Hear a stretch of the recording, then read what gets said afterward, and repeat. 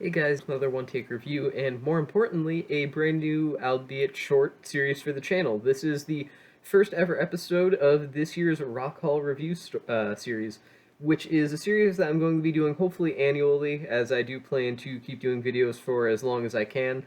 But at least for the time being, this is going to be me reviewing one album by each of the current year's Rock and Roll Hall of Fame nominees. Now, I think probably everybody watching this is aware of what the Rock and Roll Hall of Fame is. It's kind of a pretty important thing. They always air it on the news every year and everything. But if you're not, it's a museum in Cleveland.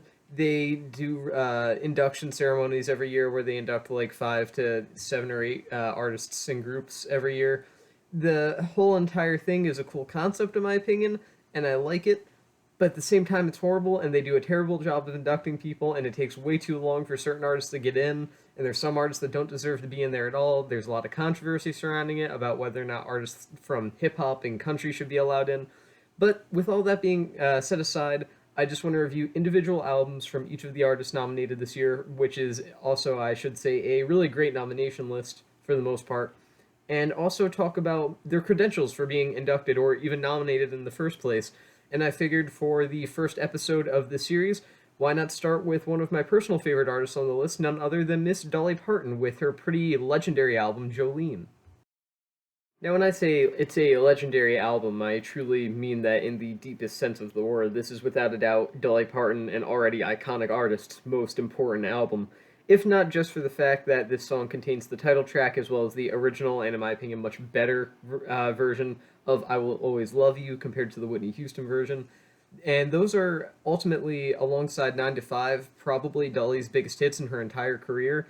So that alone makes this a pretty important album in terms of at least country music and Dolly Parton's career. But this album is so much more than just two really big and popular singles. Dolly Parton, generally speaking, kind of tends to get listed among the greatest vocalists in the history of at least country music, if not occasionally all time. And while generally with those kind of lists, I tend to disagree as they do sort of go for the more popular picks, I will say that I do think Dolly Parton genuinely is one of the best vocalists of her genre. I mean, her voice here especially is just extremely gentle and pleasant to listen to, but it's passionate enough that it keeps you engaged and actually wanting to hear these stories of heartbreak and love that make up this record.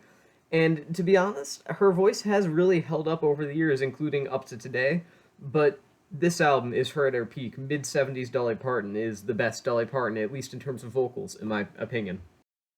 The album Jolene also actually benefits from some pretty above average lyricism. Now, like I said before, this record is pretty much entirely made up of songs about love and the glory and suffering that come with it, and that's not an uncommon thing in the genre, really, especially not this era of the genre.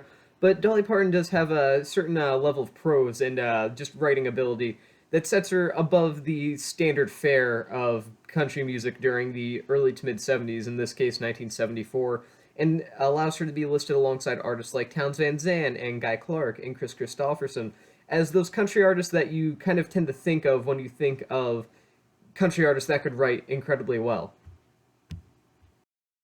The instrumentation on what is ultimately Dolly Parton's most defining album is pretty solid as well. I mean, as you would expect, it's not the sort of number one most important aspect of the record, but nonetheless, it does have a lot of very strong melodies and chord progressions that make this a very memorable listen, even with a fairly short runtime. Performers here include the bassist Bobby Dyson, the banjo player Buck Trent, as well as the steel guitarist Stu Bassor, and all of them would also play on records by other pretty iconic country artists like Waylon Jennings and Charlie McCoy, and even some non-country acts like the Monkees and even Ween, believe it or not. And those resumes are to expect some pretty, at least strong playing, and they do deliver here. Again, the contents of Jolene's instrumentation isn't the most important part of the record. It's not what you should be going into this album looking for, strong instrumentation, but it delivers. It's, like I said, a strong sense of melody, very warm instrumentals that I think overall fit Dolly Parton's vocal styles very well and carry along the album strongly.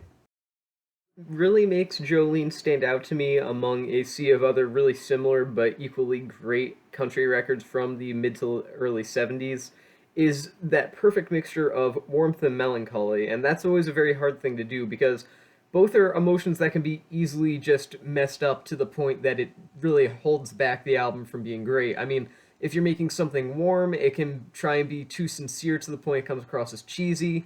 If you're trying to make something melancholic, it can easily come across as self-pitying or melodramatic, but neither of those things really become those negative sides of them here. They kind of come together as warmth and melancholy to make almost an at-peace sort of feel, where it's just sort of a looking back on past failed moments of love in Dolly Parton's life and whoever Parton may have been writing about.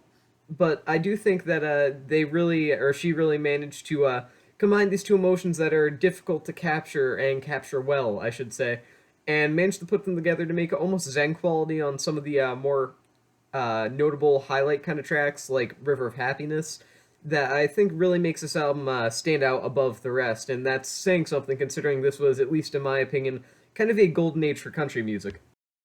So, in conclusion, Jolene is easily Dolly Parton's best album and probably one of the best albums country music in general has ever produced. I mean, the songwriting is amazing, the atmosphere is warm and welcoming, but there's a touch of pensiveness behind it as well, and Dolly Parton just is one of the most just enduring vocalists. Even today, she is great, but this especially was her in her absolute prime, in my opinion, and with that being said, I've never done this on this channel so far before, but I'm gonna give this 5 stars out of 5. I do think this is an absolute masterpiece of an album. This is one of my favorite records, and for as short as it is, it does really genuinely accomplish a lot. So yeah, 5 stars out of 5.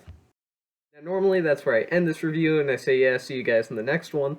But I do want to talk about Dolly Parton's Rock and Roll Hall of Fame credentials, and does she deserve to be in? Does she not deserve to be in? I mean, after all, that's what the series is about, Rock and Roll Hall of Fame nominees of this year.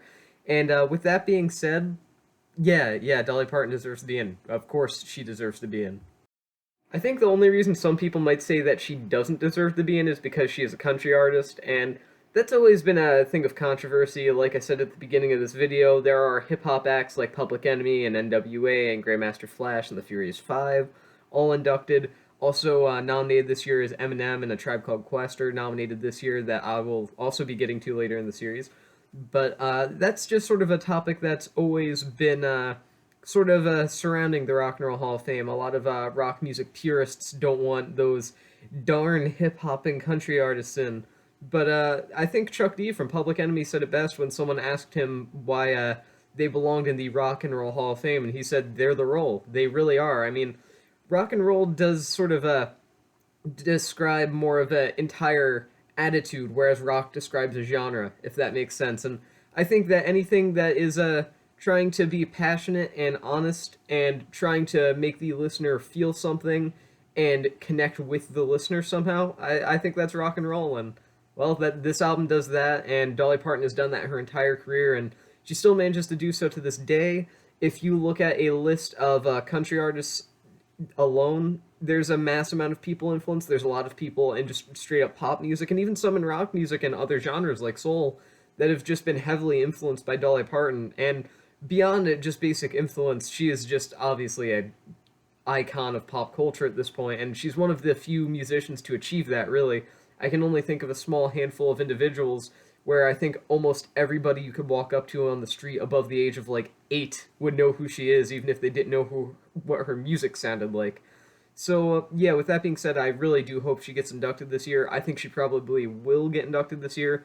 The Rock Hall has only ever inducted one other country artist, which was Johnny Cash, and even then he does verge more on rock with some of his more rockabilly leanings, at least earlier on in his career, but I do think that Dolly Parton will hopefully at least jump over that fence and break through that wall and manage to be the first just straight up total country artist inducted into the Rock and Roll Hall of Fame. And who knows, maybe if she does get in, that'll pave the way for, Waylon Jennings or Merle Haggard in the future. And I think that would be really nice because, like I said before, I think that whole concept of only rock artists belong in the Rock and Roll Hall of Fame is kind of foolish and sort of limiting to what could really be achieved here in terms of honoring musicians. So, yeah, Dolly Parton deserves to be in the Rock and Roll Hall of Fame, and I'm glad she's finally nominated. So, does Dolly Parton deserve to be inducted? Yes, absolutely. This album is 5 stars out of 5.